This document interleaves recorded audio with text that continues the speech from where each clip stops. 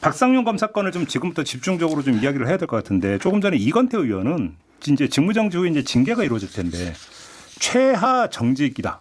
그 이상이다 이렇게 좀 보던데 두 분 어떻게 보십니까? 글쎄요. 지금 그러니까 일단 직무정지에 이제 그 어떤 행위를 가지고 할 것이냐 이게 문제가 될 것 같은데 근데 이제 어제 논란했던 게 이제 그 전화 변론 만약에 그 전화 변론이라 한다면 변론 내용을 내부 전산망 그 킥스라고 하는 거기에 이제 입력하는 게 원칙인데 그건 규정 위반 맞죠? 그렇죠. 그 규정이 돼 있더라고요. 그러니까요. 예. 예전에 또 발표도 했었고 법무부에서 그리고 이제 그런데 이제 실상은 뭐냐면 사실 그 킥스에다가 전화로 온 그런 내용들을 그 기록하는 검사는 거의 없대요. 현실적으로. 그게 문제인가요? 네, 그런 거죠. 그래서 왜 그러냐 이제 어제 좀 취재를 해보니까 이게 일단 전화 변론 자체는 전화 변론으로 그러니까 전화를 해서 왔는지 안 왔는지 이게 검사한테 확인할 수 방법이 없잖아요. 그러니까 검사의 핸드폰을 털지 않는 한 검증이 안 된다 이거죠. 검증이 안 되고 그 취지는 이제 그렇게 몰래 들어오는 전화변 사실 몰래 변론이잖아요. 몰래 변론 들어오는 이런 내용들을 좀 공유를 해서 좀 투명성을 높이겠다 이런 취지로 도입한 제도인데 실상은 그 킥스에 변론 내용 변론 활동 기록되어 있는 난이 있더라고요. 제가 보니까. 근데 거기에 기록을 잘 안 한다고 그러더라고요. 그러니까 그거 가지고 아마 뭐 징계를 하려고 한다면 뭐 정지까지는 좀 저기 힘들지 않을까 저는 개인적으로 좀 그렇게 생각하는데 그것만 갖고 지금 뭐 그거 말고 이제 저런 게 있죠. 품위 유지 위반, 품위 위반 이런 게 이제 정치적인 발언들이나 이런 게 있었으니까. 공정성 위반 이 문제를 지금 제기를 했잖아요. 최하 정직은 이제 정치인들께서 얘기할 수 있지만 지금 말씀해 주신 이 킥스의 구두 변론, 그 전화 변론 입력하지 않았던 것 가지고는 정직까지는 가지는 않을 것 같고 우리가 확인할 수 있는 것 중에 여러 그 통화 녹취 중에서 수사를 좀 덮겠다는 얘기를 하고 있잖아요. 이렇게 수사를 막겠다, 수사를 뭐 여기까지는 우리가 뭐 약속은 지킨다라는 이야기를 피의자 변호인에게 한 것 자체는 굉장히 중대한 품위유지 위반이라고 평가할 수 있는 여지가 이미 요 정도 녹음만 해도 확인됐는데 요 정도면 뭐 정직 1개월 정도는 가능하고 여기에 좀 뭐가 더 붙어야 정직 3개월 뭐 해임까지 좀 올라갈 수 있는 여지가 있지 본질적인 않을까 문제는 상당 부분이 그 서민석 변호사가 전화를 해온 게 아니라 지금 박상용 검사가 자기가 먼저 전화를 걸었다라는 거잖아요. 전화를 걸어서 이 내용이 통화의 내용이 정말로 회유 내지 거래로 만약에 판단이 내려진다면 그때는 이건 좀 문제가 심각해지는 거 아닌가요? 그렇죠.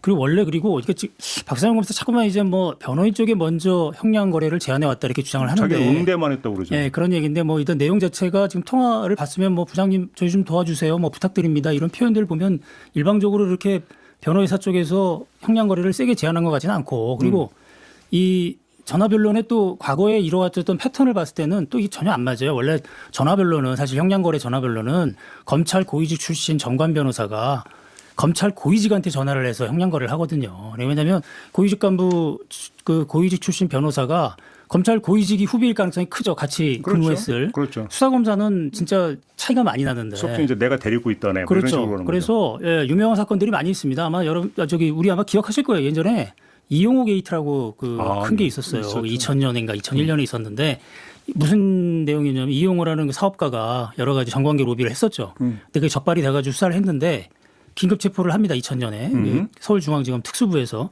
그런데 그 긴급 체포한 다음 날 당시 그 김태정 검찰총장도 하시고 법무부 장관 했던 김태정 변호사라는 사람이 이미윤 서울중앙지검장 자기 후배니까 전화 한 통화 해가지고 이거는 법리적으로 좀 이상한 것 같다 이렇게 얘기했다는 거예요. 네. 그래서 바로 그 전날 체포된 이용호 씨가 바로 석방이 돼요. 긴급 체포했는데 그 나중에 보니까 그 1년 뒤에 이용호 게이트 수사를 할 때 보니까 그게 나왔어요. 근데 얼마 받았냐 그랬더니 그때 김태정 변호사가 1억을 받았어요. 전화 한 통화로.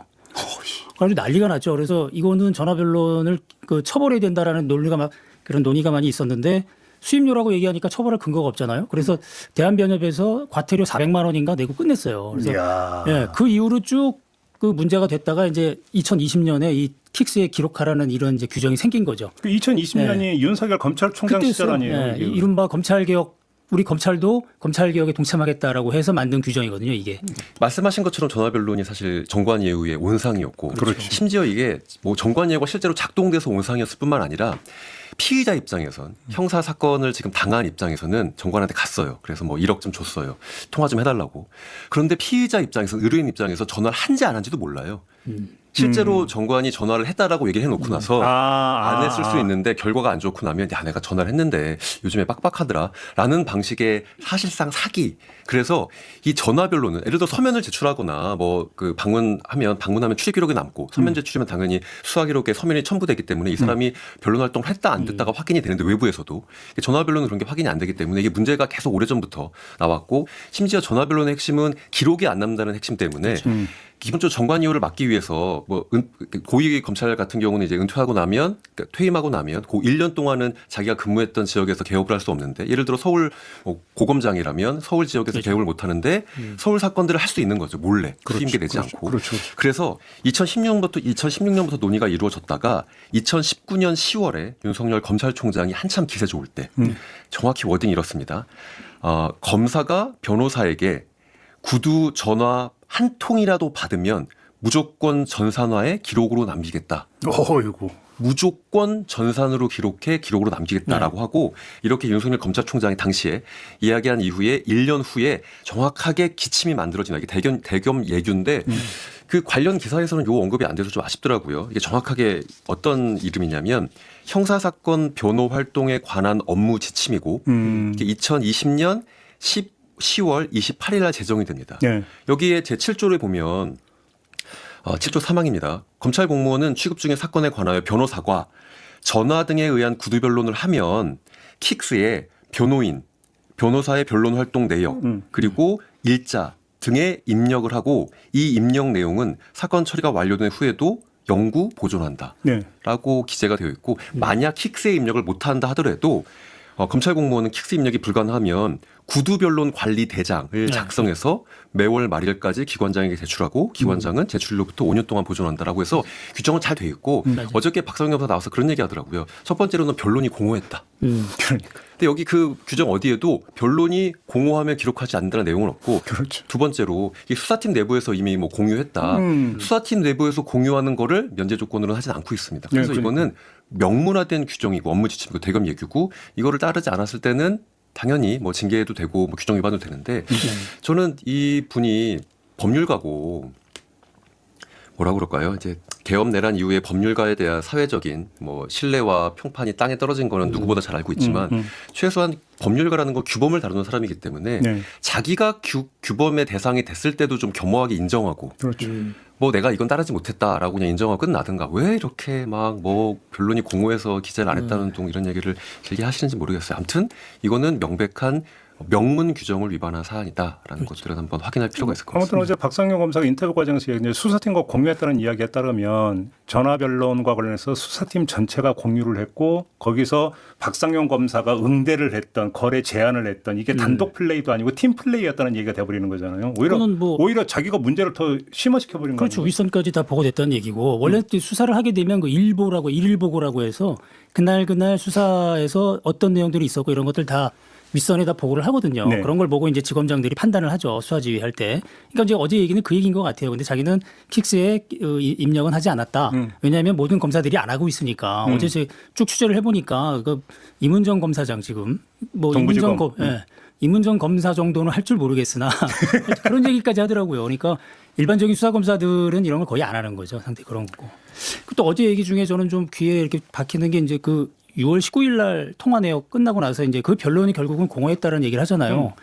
근데 그렇지가 않은 게 그 이화영 전 부지사 여기 피의자 신문 조서를 쭉 보면 언론에 보도된 내용들을 쭉 보면은 6월 19일 날 그 통화를 기점으로 진술이 많이 바뀌어요. 그리고 전반적으로 이제 이게 좀 보자면 5월 25일 날 23년 5월 25일 날 이제 첫 그 공개된 녹취 보면은 나오지 않습니까? 그때 그 박상현 검사가 서민석 변호사한테 뭐 부장님 도와주세요라고 해가지고 좀 만나봐 달라 이런 얘기를 하잖아요.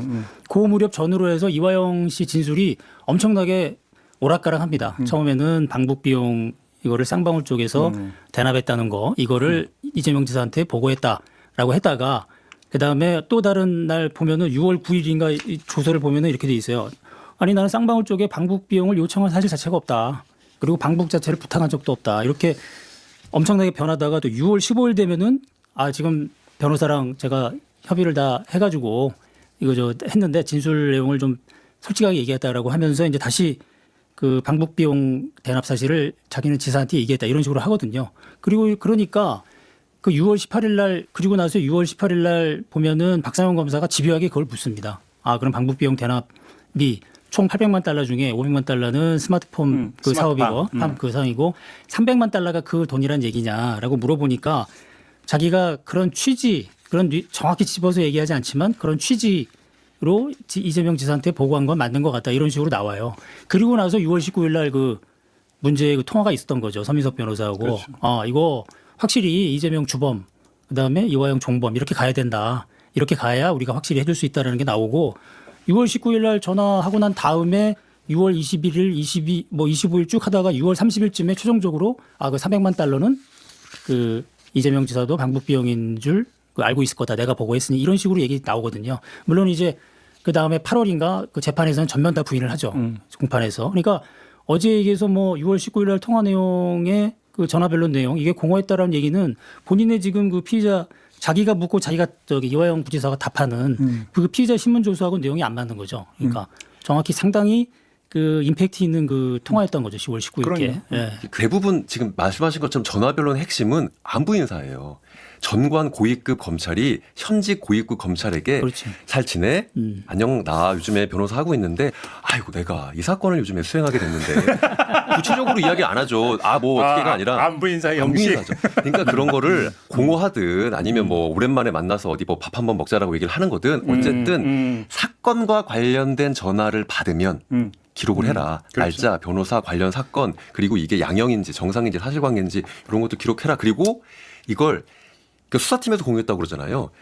결국은 이게 문제가 생기는 건 나중에 이 사건에서 혹시 부정한 방식의 개입이나 아니면 형량 거래와 같은 것들이 있었을까 봐 나중에 문제될 때 기록을 열어보려고 만약에 킥스에 입력하면 이거는 계속 보관. 그렇죠. 문서로도 기관장에게 이 수사와 직접 보고를 받지 않는 기관장에게 해서 기관장이 5년 보관이지 수사팀 안에서의 공유가 당연히 됐겠죠. 이거 그러니까 기록을 남기라는 거 수사팀 안에서의 공유는 원래 수사팀 외부에서도 네가 언제 누구랑 통화를 했는지를 볼 수 있다. 그렇지. 라는 것들을 위해서 네. 기록을 남기라는 건데 그렇죠. 좀 딴 얘기를 하신 것 같아요. 저는. 그러니까요. 알겠습니다.